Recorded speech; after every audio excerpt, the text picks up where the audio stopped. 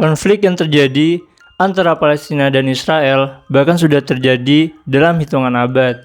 Hal ini menyebabkan sebagian masyarakat ada yang beranggapan, kenapa warga Palestina tidak lari saja meninggalkan negerinya dan mencari tempat yang lebih aman?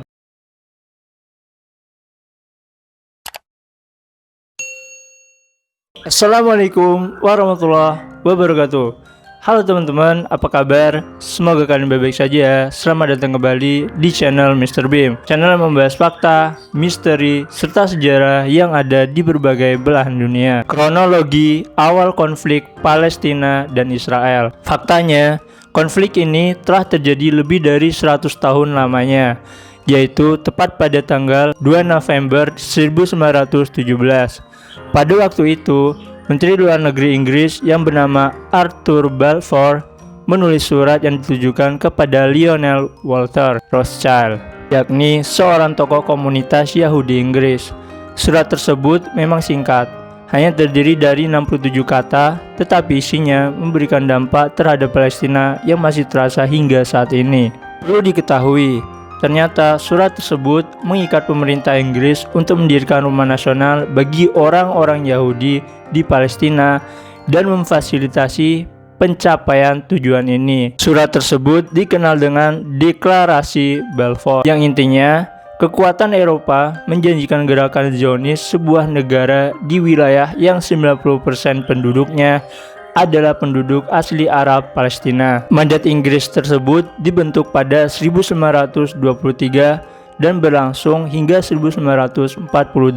Dalam periode tersebut, Inggris memfasilitasi migrasi massal orang-orang Yahudi, di mana terjadi gelombang kedatangan yang cukup besar pasca gerakan Nazi di Eropa. Dalam gelombang migrasi ini, mereka menemui perlawanan dari warga Palestina, karena warga Palestina khawatir dengan perubahan demografi negara mereka dan penyitaan tanah mereka oleh Inggris untuk diserahkan kepada pemukim Yahudi. Pembahasan kali ini menurut aku sangat menarik teman-teman. Oh ya, jangan lupa siapin snack-snacknya atau cemilan apapun itu dan simak sampai habis, karena aku akan membahas tentang 6 hal salah duga masyarakat tentang konflik Palestina dan Israel yang mungkin belum kalian ketahui. Silakan like, share, dan subscribe jika kalian menyukai videonya. Dan bagi kalian yang ingin kasih saran kita bahas apa di video selanjutnya, langsung saja DM ke IG @bimo_laksono atau cantumkan langsung di kolom komentar. Yaudah, langsung saja kita bahas di segmen Kamu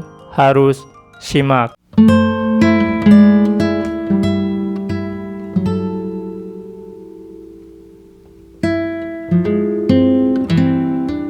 Masjidil Aqsa adalah masjid dengan kubah berwarna kuning keemasan. Faktanya, sebagian kalangan ada yang menganggap bahwa Masjidil Aqsa yang berada di Palestina adalah masjid yang memiliki kubah berwarna kuning keemasan.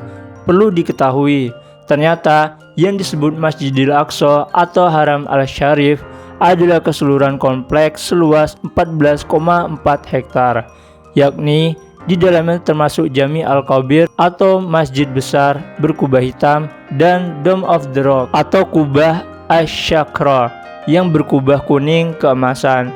Kedua bangunan masjid itu merupakan hasil dari pembangunan besar-besaran di tahun 691 Masehi yang dilakukan oleh pemerintahan Khalifah Abdul Malik bin Marwan yang dilanjutkan oleh anaknya Al-Walid. Khalifah Al-Walid ini jugalah yang pada tahun 705 Masehi membeli gereja Damaskus dan mengubahnya menjadi Masjid Umawi di jantung ibu kota Suriah.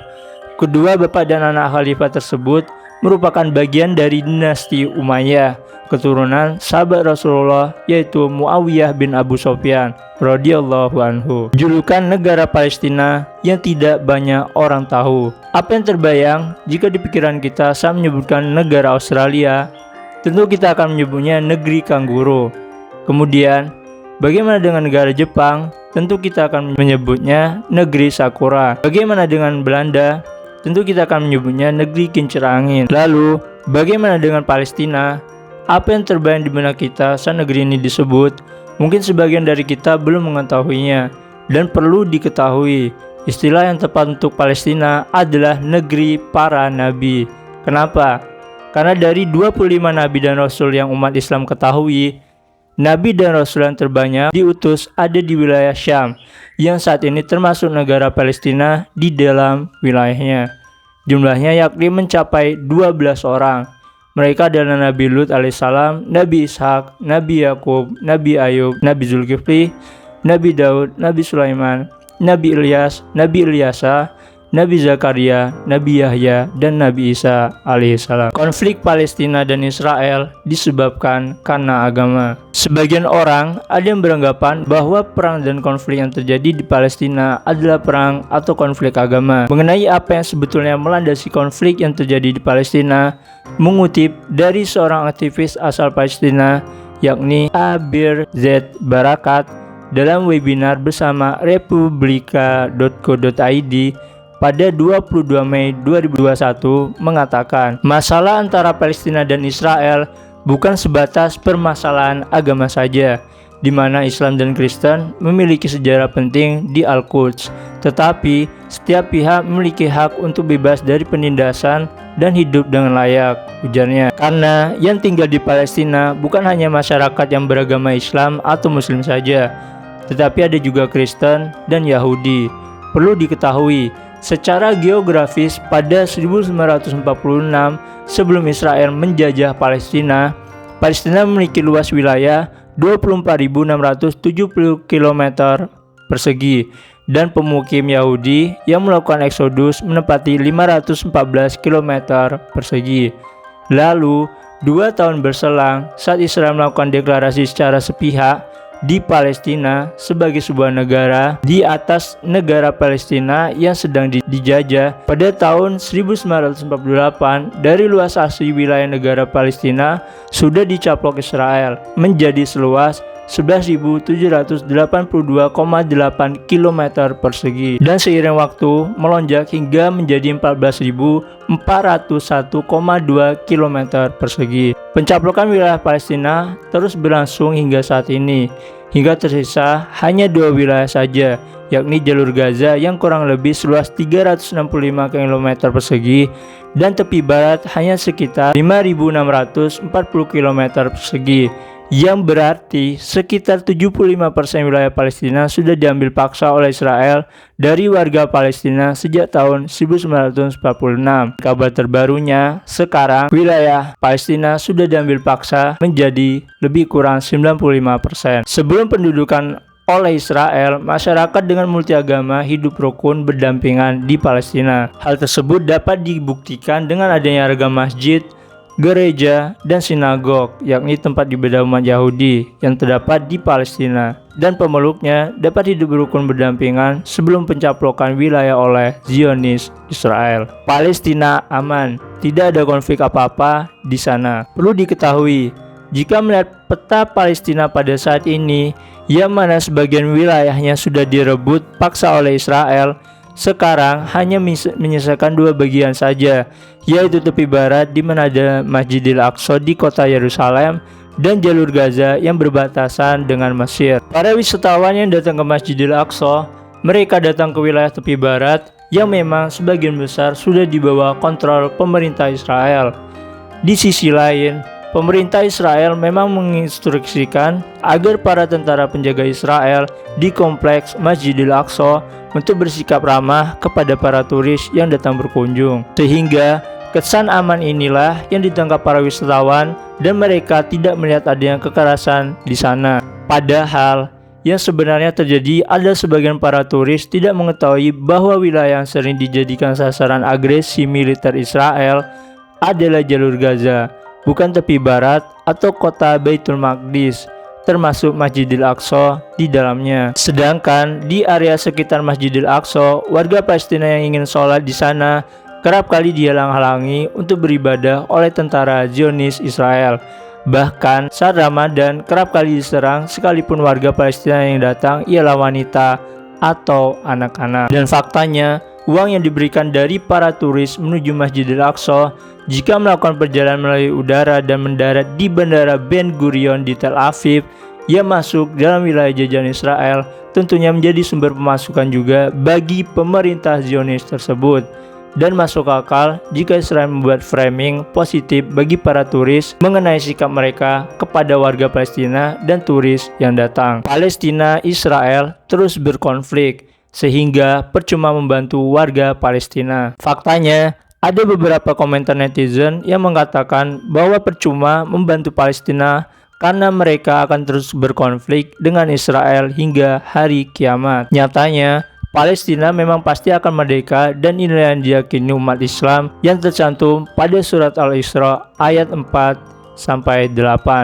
Tetapi pertanyaannya, untuk mencapai takdir tersebut, adakah peran kita di dalamnya? Bukankah sebagai sesama manusia saja, kita wajib membela mereka yang terjajah hidup dan kedaulatannya? Apalagi bagi Muslim Palestina yang merupakan saudara kita sesama Muslim. Kenapa warga Palestina tidak pergi saja meninggalkan negerinya dan mencari tempat yang lebih aman? Perlu diketahui, hingga saat ini penjajah masih terus memberikan penawaran menggiurkan untuk warga Palestina. Mereka dijanjikan untuk dibangunkan kota semewah Singapura dengan segala fasilitas di dalamnya. Pelabuhan, bandara, dan semua fasilitas akan disediakan dengan kualitas terbaik. Dan faktanya, hingga saat ini, semua blokade dan pengurangan kebutuhan primer yang sejak lama diterapkan pemerintah Israel kepada warga Palestina. Berdasarkan data PBB, 97% air di jalur Gaza tidak layak konsumsi, sehingga warga harus membeli air bersih. Selain itu, perbatasan Gaza dijaga ketat pihak pemerintah Israel selama 24 jam sehari dengan drone bersenjata. Warga Gaza juga dihadapkan dengan keadaan yang sangat sulit, dengan serangan udara minimal 4 kali dalam seminggu, dan saat agresi dalam sehari bisa sampai lebih dari 1000 serangan dari udara, darat, hingga lautan. Semua kesulitan yang dihadapi warga Gaza akan digantikan dengan pelayanan yang 180 derajat berbeda, alias menjadi pelayanan terbaik dengan satu syarat, yaitu warga Gaza mau menurut pada pemerintahan Israel. Meskipun dengan sangat minimnya fasilitas hidup layak yang dapat diakses warga jalur Gaza, serta beratnya blokade dan agresi yang mereka hadapi, mereka memilih untuk menolak tawaran yang sebetulnya sangat mereka butuhkan itu. Karena bagi warga Palestina, mereka bertahan hanya dengan satu alasan, yaitu menjaga tanah wakaf umat Islam, tanah para nabi sekalipun, dengan keringat dan darah mereka sebagai tebusannya. Siapa yang mendukung Israel dalam konflik terbaru dan siapa yang mendukung Palestina? Amerika Serikat, Uni Eropa, dan negara-negara barat mengutuk serangan Hamas terhadap Israel. Amerika Serikat, yakni sekutu terdekat Israel, telah memberikan bantuan militer dan ekonomi senilai lebih dari 260 miliar US dollar kepada Israel, serta menjanjikan peralatan tambahan seperti rudal, pertahanan udara, bom, dan amunisi. Selain itu, Amerika Serikat juga telah mengerahkan 2 kapal induk ke perairan Mediterania Timur untuk menghalangi musuh-musuh Israel, khususnya gerakan Hizbullah di Lebanon, membuka front kedua perang itu. Di sisi lain, Rusia dan Cina sama-sama menolak mengutuk Hamas dan mengatakan mereka tetap menjaga kontak dengan kedua pihak yang berkonflik. Presiden Rusia, yakni Vladimir Putin, menyalahkan kebijakan Amerika Serikat atas tidak adanya perdamaian yang terjadi di Timur Tengah. Iran, yakni musuh bebuyutan Israel, adalah pendukung utama Hamas, seperti halnya Hizbullah, yang milisnya terus bertikai dengan pasukan Israel hampir setiap hari sejak serangan Hamas terhadap Israel. Hal tersebut menimbulkan sejumlah pertanyaan tentang peran Iran dalam serangan Hamas. Setelah ada laporan yang mengatakan bahwa mereka memberikan lampu hijau beberapa hari sebelum Hamas melakukan serangan, tetapi Iran membantah keterlibatannya tersebut. Ya teman-teman, itulah pembahasan kita kali ini. Ada hal positif yang dapat kita ambil dari pembahasan tersebut.